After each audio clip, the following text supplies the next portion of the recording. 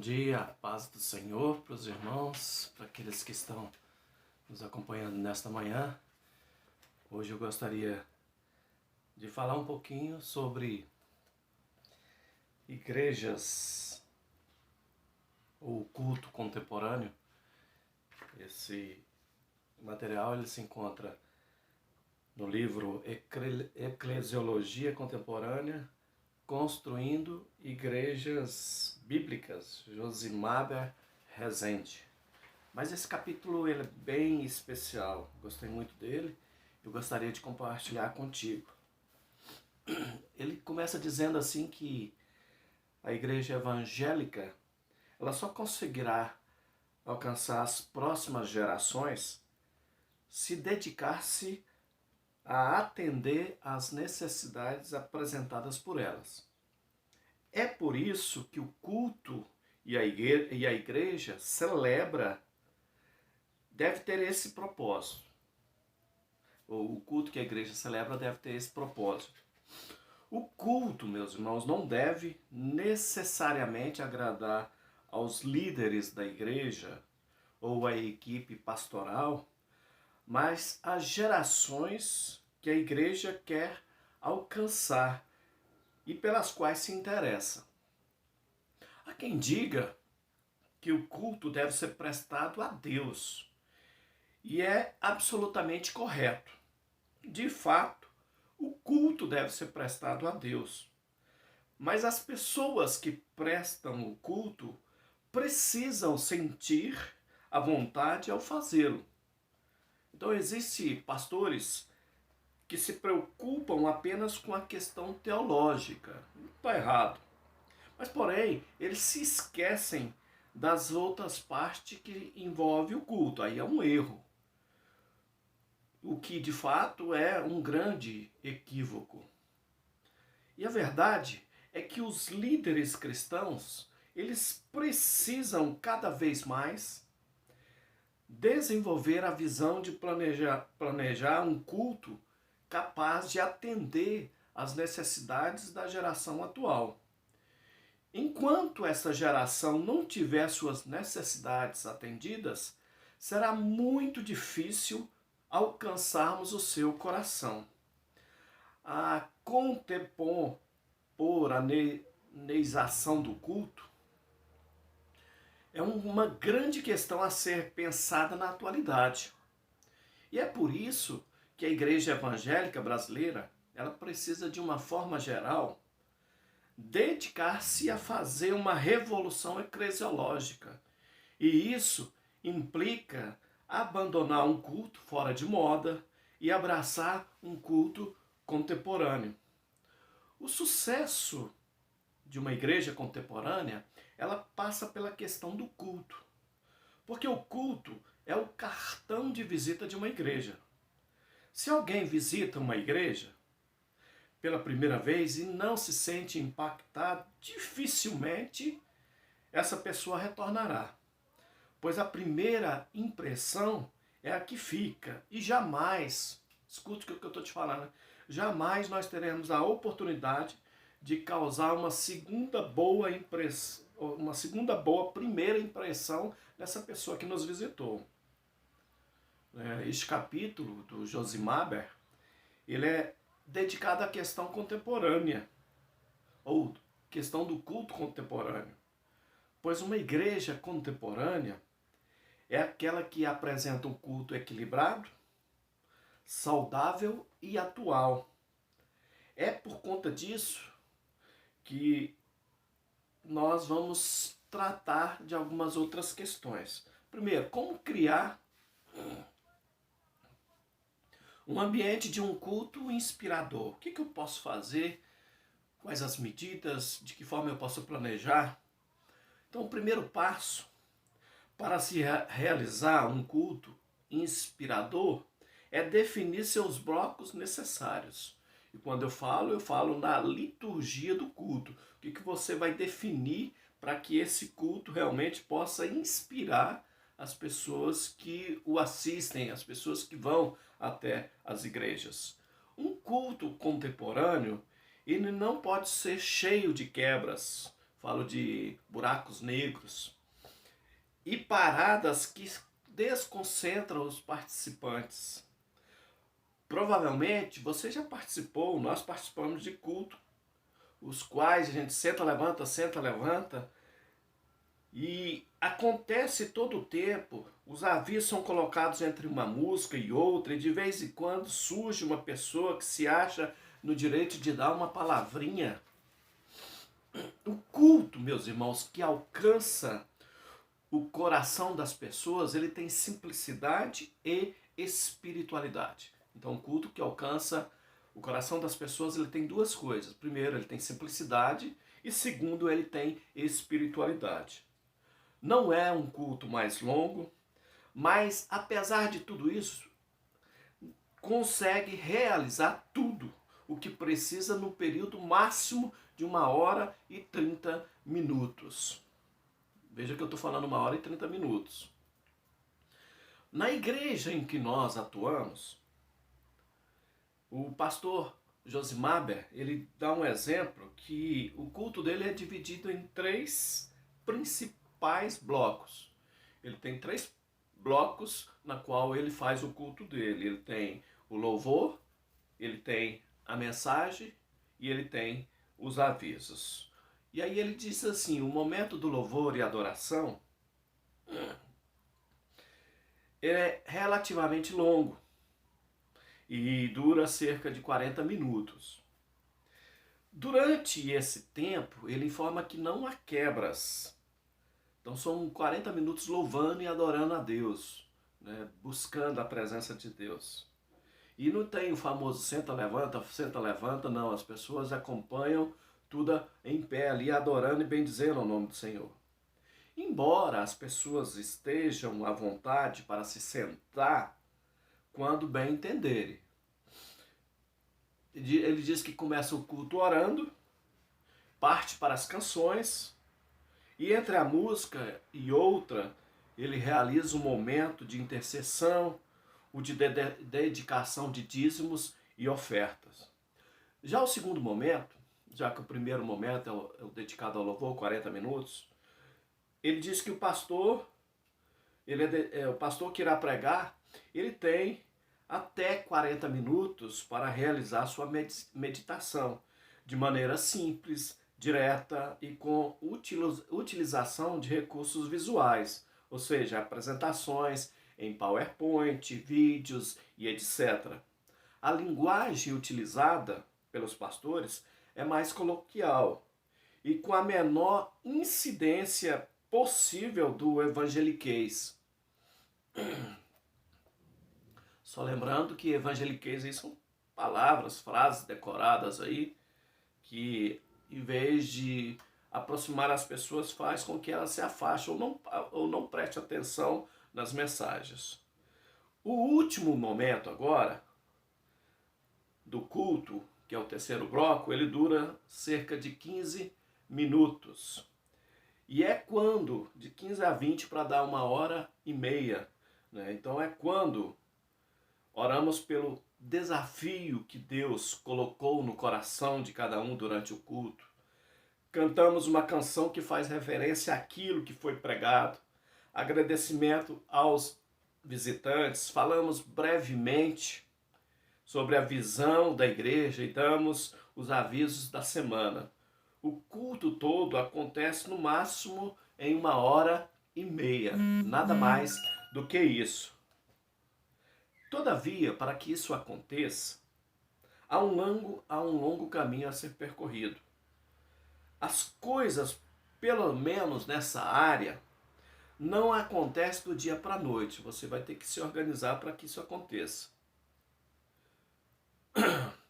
Bom, um outro cuidado muito importante que Josimaber ele discorre aqui no seu livro, nós estamos falando do livro Eclesiologia Contemporânea, Construindo Igrejas Bíblicas, ele diz que tem que ter um certo cuidado, um cuidado com a música.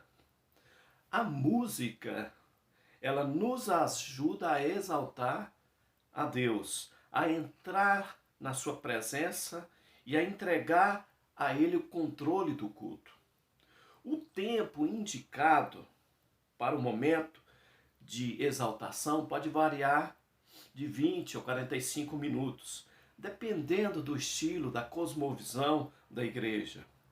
E é importante que se tenha em mente que o momento musical precisa evidenciar a pessoa de Cristo e também permitir a socialização das pessoas.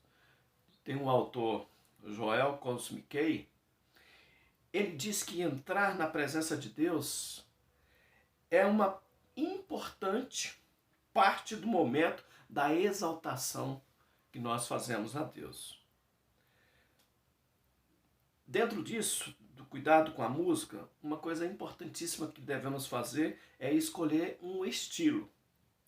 Quando se escolhe um estilo musical para uma comunidade cristã, é preciso conscientizar-se de que é impossível agradar a todos, pois a questão do gosto musical é um verdadeiro campo minado, e você há de concordar comigo. Mesmo porque as pessoas são diferentes uma das outras. E só por esse motivo já podemos entender que elas pensam diferentes, inclusive com relação às músicas. Uma boa ideia a se fazer é um estilo que agrade a maioria, já que você não vai conseguir agradar a todos. Se não sabemos qual é o tipo de música mais ouvido na nossa região, uma simples consulta na internet vai revelar quais são as rádios mais ouvidas da cidade, as músicas que as pessoas mais ouvem na internet e tantos outros meios, vai facilitar aí e ajudar o líder, o pastor da sua igreja a escolher o estilo de música. E até mesmo o estilo de música que são cantados, né, nos distritos na qual a igreja participa, ou mesmo na região na qual a igreja participa. Uma vez que nós sabemos quais são essas rádios, facilmente saberemos qual é o estilo musical que cada uma delas costuma tocar. E se o público daquela rádio for o público que desejamos alcançar, basta adaptar o estilo musical de sua igreja para o estilo tocado naquela estação. Assim, meus irmãos, a questão do estilo musical a ser utilizado na igreja, ela deve ser condizente com o público que ela deseja alcançar. E é uma questão muito óbvia, mas também muito negligenciada em nossos dias. Nós acreditamos que a escolha do estilo de música de uma igreja poderá influenciar diretamente no seu crescimento ou não. Eu vou repetir isso aqui porque é muito interessante. Acreditamos que a escolha do estilo de música de uma igreja poderá influenciar diretamente no seu crescimento ou não. Sempre dizemos que se canta e se toca em nossa igreja não é necessariamente o que nós gostamos, mas o que as pessoas que desejamos alcançar gostam. Tá me entendendo? Que você não, muitas vezes você vai cantar e tocar algo que você não gosta, mas que as pessoas gostam. Então, se queremos alcançar nossos filhos, escolhemos um estilo que agrade a eles. Se queremos alcançar nossos avós, nós escolhemos também um estilo que possa agradá-los. O pastor Rick Warren, ele diz o seguinte a respeito deste assunto: as igrejas precisam admitir que não existe um modelo ou um estilo de música sagrado. O que faz a música sagrada é a sua mensagem. A música não é mais nada do que um arranjo de notas e ritmos. São as palavras que fazem a música espiritual. O Warren também aponta para o fato que o Espírito Santo de Deus tem atuado por milhares de anos por meio da música. E que durante esse tempo, vários estilos musicais já foram usados para glorificar a Deus. Em outras palavras, insistir que um estilo é sagrado e que outro é profano é idolatria. Depois que você faz a escolha de um estilo, é necessário você escolher, selecionar a música que há de ser cantada na igreja. O pastor contemporâneo precisa ter uma visão macro, mas também precisa pelo menos ter ideia das questões micro, que não são necessariamente inerentes à sua função, mas que são coisas das quais, por incrível que pareça, ele precisa ter um conhecimento básico. E uma dessas questões micro é a música. O pastor e os líderes principais da igreja, via de regra, pastores que não têm a mínima ideia sobre a questão musical acabam não conseguindo perceber o impacto que a música causa na vida dos frequentadores da igreja, ou frequentadores do culto. Esse impacto, ele pode ser tanto positivo quanto negativo. Bom, escolhida a música, é necessário selecionar o repertório. O repertório de um culto deve estar em consonância com o tema, com os objetivos da mensagem a ser pregada. Nesse sentido, é preciso que o pastor, pregador e líder da música conversem um com o outro, conversem previamente, de preferência já nos primeiros dias da semana, para combinar o que acontecerá no culto. O pastor vai passar para ele o que ele vai pregar, né? E o líder aqui do louvor, ele vai estar em cima da mensagem, passando para o pastor também as músicas que serão contadas. E aí eles vão trocar figurinhas, no bom sentido, na questão da escolha, para ver se tudo encaixa. Assim, feito isso, os demais músicos, eles terão tempo hábil para conhecer as músicas do próximo final de semana e se preparar para que as coisas aconteçam com toda a excelência possível. Por isso, não devemos nos contentar com um bom louvor, mas nos satisfazermos com um louvor excelente. Lembrando que o maior inimigo do excelente é o bom, pois o bom tendem a deixar as pessoas acomodadas. O ideal para uma igreja contemporânea é que sejam escolhidas 5 ou 6 músicas para o momento de cântico, não mais do que isso. Embora nós saibamos que muitas igrejas costumam cantar um número bem menor de canções, precisamos lembrar que as novas gerações são cada vez mais movidas pela música. Então, outro importante cuidado está em mesclar as músicas com expressões de adoração e orações. Com a música cantada num culto é para Deus, é importante que as letras sejam formadas por palavras que se dirijam a Deus e por temas que falem de Deus. Nesse sentido, a música, ela se torna uma verdadeira oração a Deus, o que amplia o conceito de espiritualidade e faz com que as pessoas sejam automaticamente inseridas em uma verdadeira atmosfera de adoração. Também vale salientar que músicas em que as palavras são proferidas de maneira muito rápida ou muito lenta tendem a dificultar o canto congregacional. Um ponto muito importante que o Josimar ele trata neste capítulo, ele fala assim, invista na música. O salmista Davi, ao escrever para o mestre da música, ele diz assim, ó Senhor, pôs em minha boca um cântico novo, um louvor ao nosso Deus. Muitos verão e temerão e confiarão em Lavé ou em Yahvé. Salmos 44.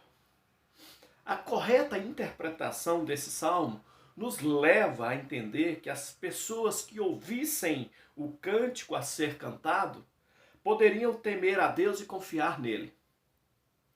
E é interessante que muitas das igrejas que nós conhecemos investam muito pouco no ministério da música.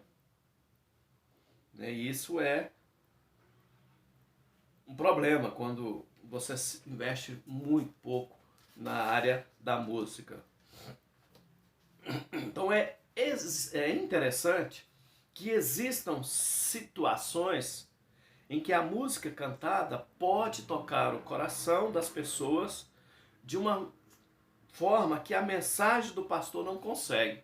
Então, tem muitas pessoas, meus irmãos, que aceitam a Jesus Cristo por aquilo que era a música cantada, que ela ouviu, falou ao seu coração. Não estou dizendo que a palavra não é importante, a palavra sim é muito importante. E é através dela que nós alcançamos as vidas, é através dela que nós pregamos o nosso Salvador, o nosso Senhor.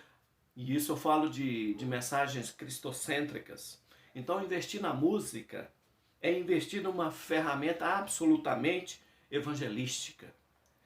Vivemos em um tempo em que o evangelismo pessoal ele é escasso e as pessoas não param para ouvir uma evangelização pessoal.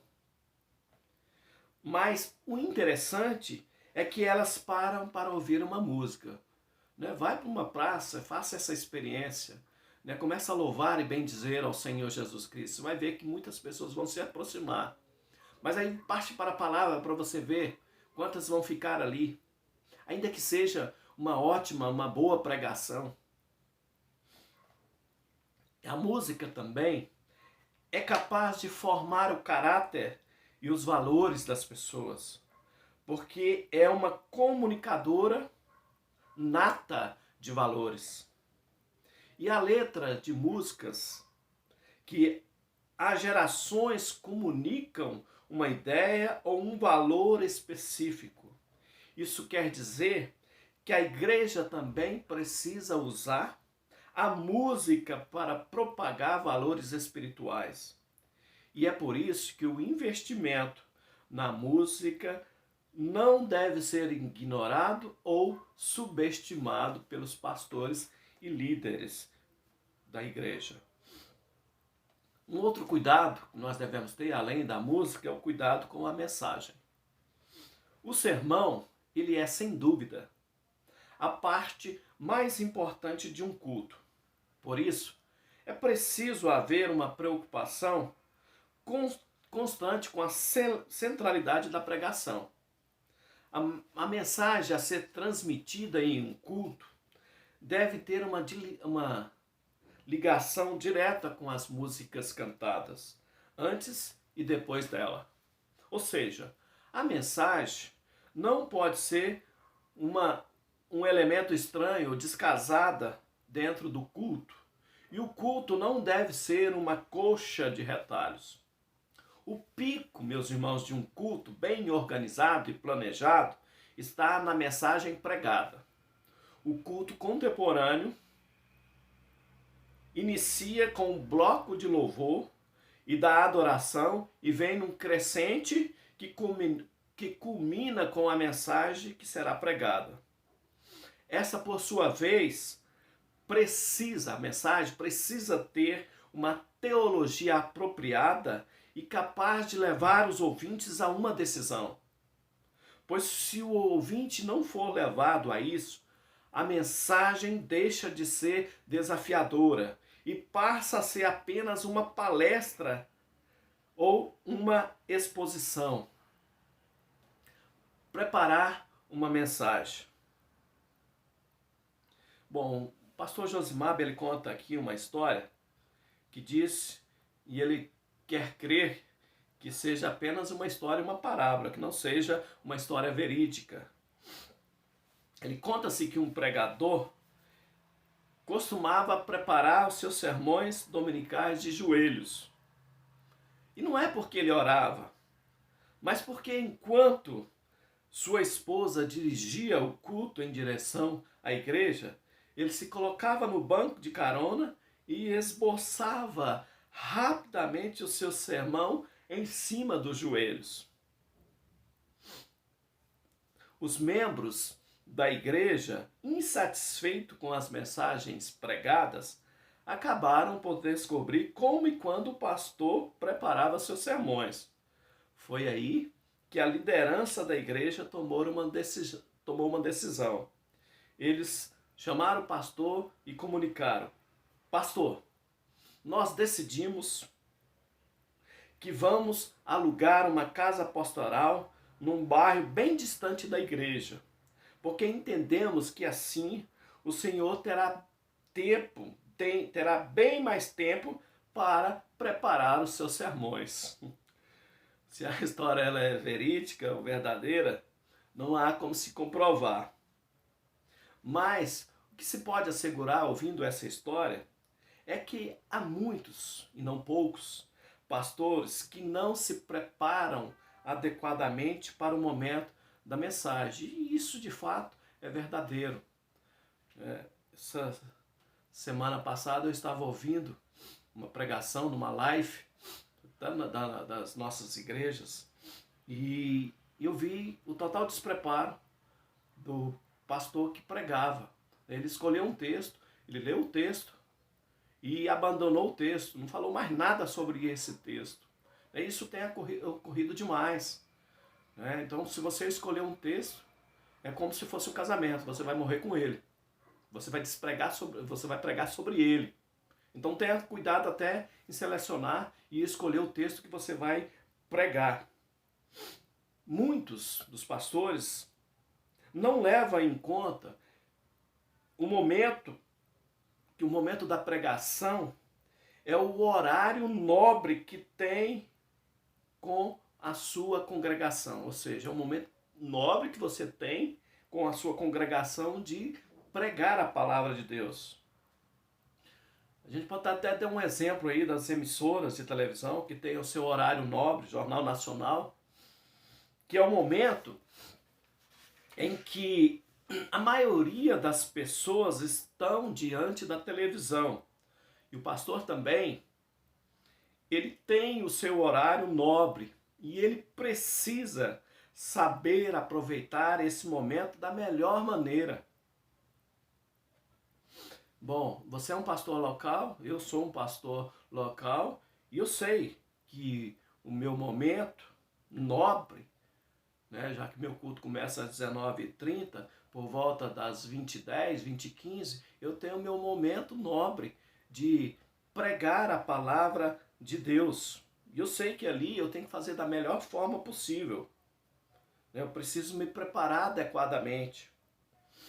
O reverendo Mauro Clementino da Silva, pastor da Terceira Igreja Batista em Campo Grande, ele diz o seguinte: a mensagem pregada, ela deve ser o ponto de equilíbrio entre o que o povo expressou a Deus e agora o que Deus está a falar ao seu povo através da exposição da palavra. Ele deve corrigir, arrancar, destruir, derrubar, cortar, explodir, como também aplainar, plantar, construir, edificar, reconhecer, consolar, confortar e aliviar. Se Deus faz tudo isso, imagine numa palavra que você não preparou. Por isso, tem que ter um cuidado muito especial. Você tem que dedicar várias horas nos sermões a serem levados no seu momento nobre para a sua igreja. Então esse entendimento, ele nos leva a compreender que o pastor pregador exerce duas funções muito específicas e particulares. Ele exerce a função de sacerdote e de profeta. Sacerdote no sentido de transmitir às pessoas a palavra de Deus, de ser a voz divina para as pessoas.